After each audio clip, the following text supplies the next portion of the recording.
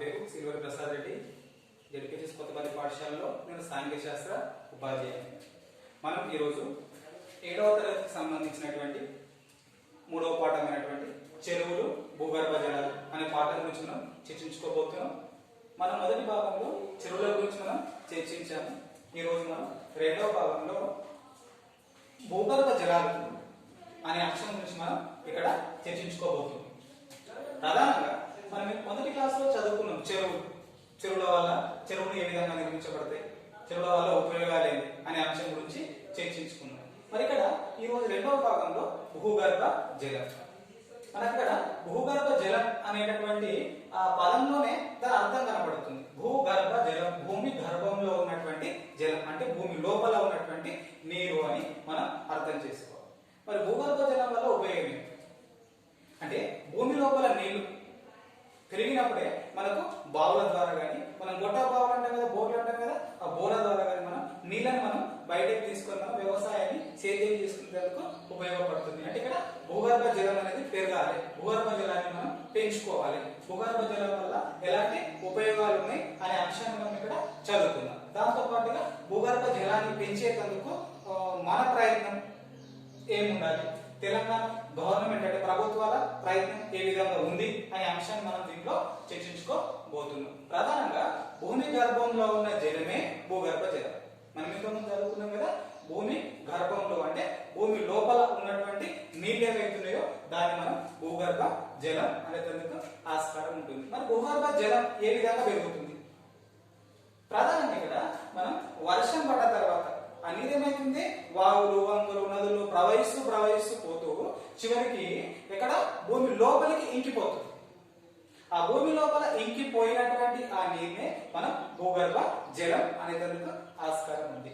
అంటే ఈ భూగర్భ జలాన్ని పెరిగితే మనకు బోర్లు కానీ బావులు కానీ మనకు నీళ్లు ఎక్కువ వచ్చేందుకు ఆస్కారం ఉంటుంది. అయితే ఇక్కడ గుర్తుంచుకోవాల్సిన అంశం వల్ల ఏంటి అంటే ప్రధానంగా ఇక్కడ ఉంది మన భూమి మట్టం, భూమి లోపల పోయిన తర్వాత భూమి పొర, ఆ విధంగా ఇక్కడ మృదువైన రాతి పొర, దాంతో పాటు కఠినమైనటువంటి రాతి పొరలు ఏవైతే ఉన్నాయో గ్రానైట్ కానీ షేల్ కానీ మనం దీని గురించి మనం ఇక్కడ చర్చించుకుందాం. ప్రధానంగా ఇక్కడ ఏంటి అంటే భూమి పై పొర, దాని భూమి పై పొర, ఈ భూమి పై పొర మొత్తం దీన్ని మనం భూమి మట్టం అంటారు.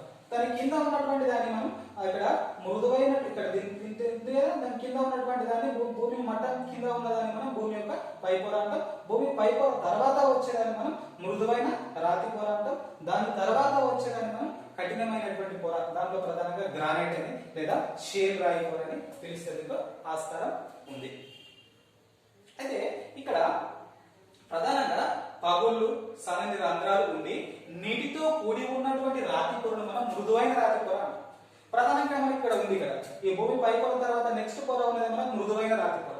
ఈ మృదువైన రాతి పొరలో ఏముంటుందంటే భూమికి పగుళ్ళు కానీ చిన్న రంధ్రాలు కానీ ఉండడం జరుగుతుంది. దాని వల్ల ఏమైతుంది, భూమి మీద ఉన్నటువంటి నీళ్ళన్నీ భూమి పై పొరలో ఇంకిన తర్వాత నెక్స్ట్ మృదువైన పొర దగ్గరకు వస్తుంది. ఈ మృదువైన పొరలో చిన్న రంధ్రాలు ఉండి పగుల ద్వారా నీళ్లు ఇంకిపోతుంది. ఇంకిపోయాక భూగర్భ జలం పెరిగేందుకు ఆస్కారం ఉంటుంది. అంటే ప్రధానంగా ఈ భూమి రాతి పొరలు పొరలు ఏవైతున్నాయి, రాతి పొరలు కానీ రంధ్రాలు కానీ ఇంకిపోయినటువంటి నీళ్ళ మనం జలస్థరం అని పిలుస్తాం. జలస్థరం అని పిలుస్తేందుకు ఆస్కారం ఉంది. నెక్స్ట్ మనకు తెలంగాణలో ప్రధానంగా చూసుకున్నట్లయితే మన రాష్ట్రంలో ఎక్కువగా గట్టి రాతి పొరలే ఎక్కువగా ఉన్నాయి. గట్టి కఠినమైనటువంటి రాతి పొరలే ఎక్కువగా ఉన్నాయి. మనం ఉదాహరణ చూసుకున్నట్లయితే గ్రానైట్ లేదా నెక్స్ట్ కడప సున్నపురాయి పొర, దీన్ని మనం షేల్ పొర అని పిలుస్తుంది. కూడా ఆస్కారం ఉంటుంది. గట్టిగా ఉంటాయి, దృఢంగా ఉంటాయి, నీళ్లు కిందికి ఇంకిపోయేందుకు ఆస్కారం ఉండదు. అందుకే ఈ గ్రానైట్ పొర, ఈ కఠినమైన నీటి పొర మీదనే నీళ్ళు ఆగిపోతాయి. ఇక్కడ మనం కనబడుతుంది మనకి పడంలో నీళ్ళు ఇక్కడనే ఆగిపోతాయి. అందుకే మనం బోర్లు బోర్లు వేసినప్పుడు ఏమైతుంది, మనం భూమి లోపలికి పోయిన తర్వాత ఇక్కడ మృదువైన రాతి పొర నీళ్లు పడతాయి. ఈ కఠినమైన శిల ఏదైతుందో ఆ శిల కింద నీళ్లు ఉండవు, కనుక పైన మాత్రమే నీళ్లు ఉంటాయి. కాబట్టి మనం ఎన్ని ఫీట్లో నీళ్లు పడ్డాయి మనం జరుగులో చూస్తుంటాం. ఆ ప్రాంతంలో ఇప్పుడు 200 ఫీట్లకు నీళ్లు పడ్డాయి, 300 ఫీట్లకు నీళ్లు పడ్డాయి అంటుంటాం. మనం ఆ దేని మీద ఆధారపడి ఉంటుంది, ఈ పొరల మీద ఆధారపడి ఉంటుంది. అంటే అక్కడ మృదువైన రాతి పొర ఉంటే అక్కడ వాటర్ ఎక్కువగా పడేందుకు ఆస్కారం ఉంటుంది. కఠినమైన గ్రానైట్ అండ్ కఠినమైన షేల్ రాయితో ఉన్నటువంటి దాంట్లో నీళ్లు ఎక్కువగా పడేందుకు ఆస్కారం లేదు అని మనం ఇక్కడ తెలుసుకోవచ్చు. ప్రధానంగా మరి భూగర్భ జలాన్ని పెంచాలంటే, అంటే భూమి లోపల ఈ భూగర్భ జలాన్ని మనం పెంచుకోవాలంటే ఏం చేయాలి? ఏం చేయాలి? ప్రధానంగా ఇక్కడ మనం చూస్తున్నాం మొక్కలు పెంచడం అంటే వర్షం పడ్డ తర్వాత నీరు భూమి మీద ప్రవహిస్తుంది.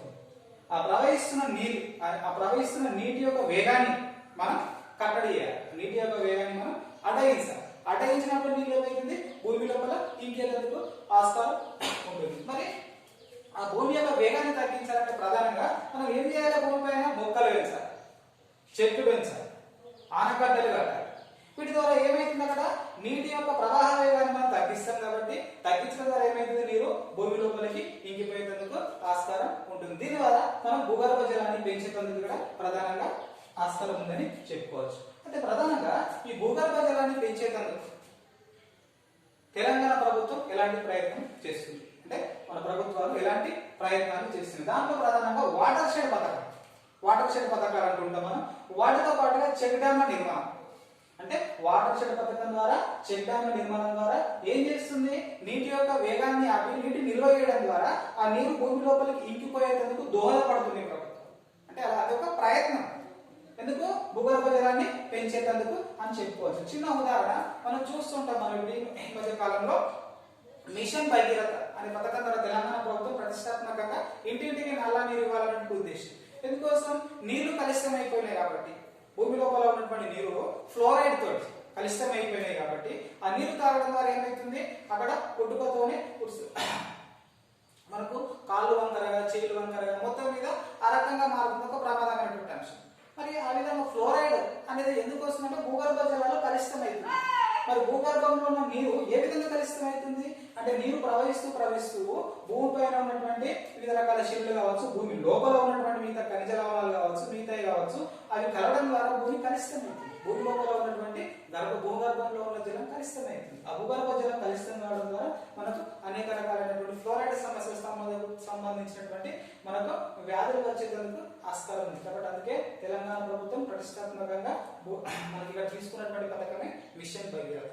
ఇలాంటి తీసుకోవడం ద్వారా అంటే ఇక్కడ తెలుసుకోవాల్సిన అంశం వల్ల ఏంటి అంటే నీటిని కలుషితం కాకుండా, భూగర్భ జలాన్ని కలుషితం కాకుండా చేయాల్సిన బాధ్యత మన ప్రతి ఒక్కరి మీద ఉంది. ఇది ఈ పాఠానికి సంబంధించిన అంశం.